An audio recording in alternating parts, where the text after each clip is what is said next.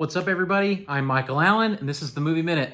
This week on the Movie Minute, we're going to be talking about Transformers: Rise of the Beast.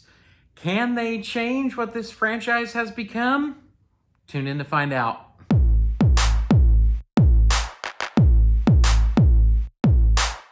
I mean, I've kind of lost track of all the movies they've made with this. You know, we all know it started with Shia LaBeouf.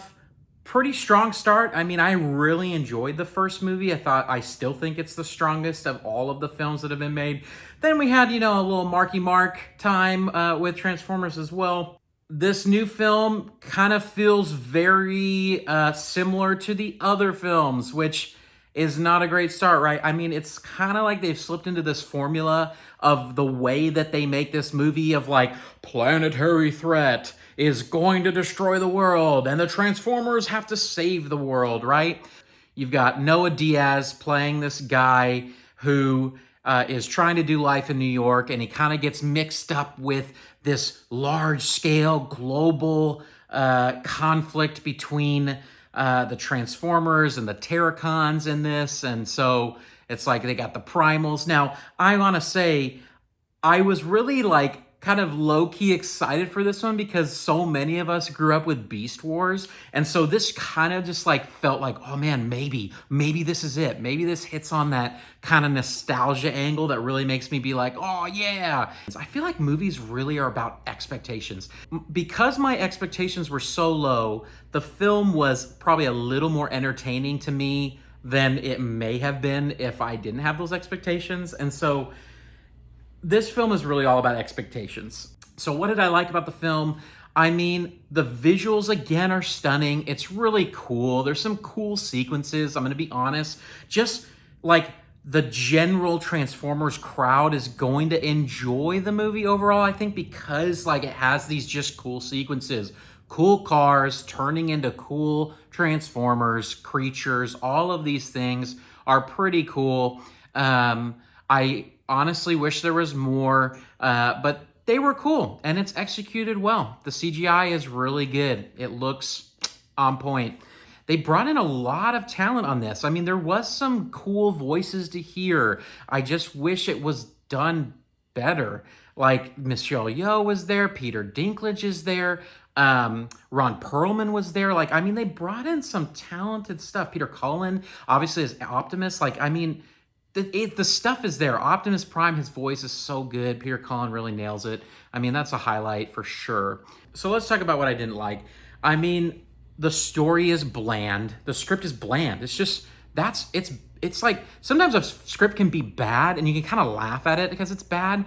This script was bland. It just wasn't good. I didn't care about the characters. They spent all this time wanting us to care about Noah Diaz's character and this kind of girl that he runs into in the museum and kind of the mythos behind the Transformers. And you would think, oh, that sounds really interesting.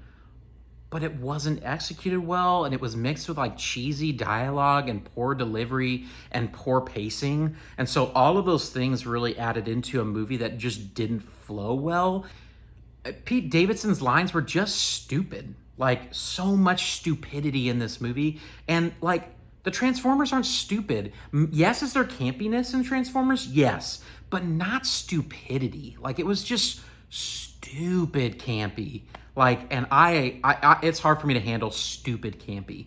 When you start getting into just pure dumb comments throughout the movie, I can't stand it. And that happened a lot in this movie. Well, it shies away from the strongest thing of the last film, which was Bumblebee and his interesting way of communicating and the character there. This movie completely failed because it didn't lean into Bumblebee. It should have been more into that, and it didn't. There's a moment in the film that passes by that's just okay, and you're just that should have been huge. There's moments where you're that should have been huge. When you don't have good pacing, those big moments fall flat.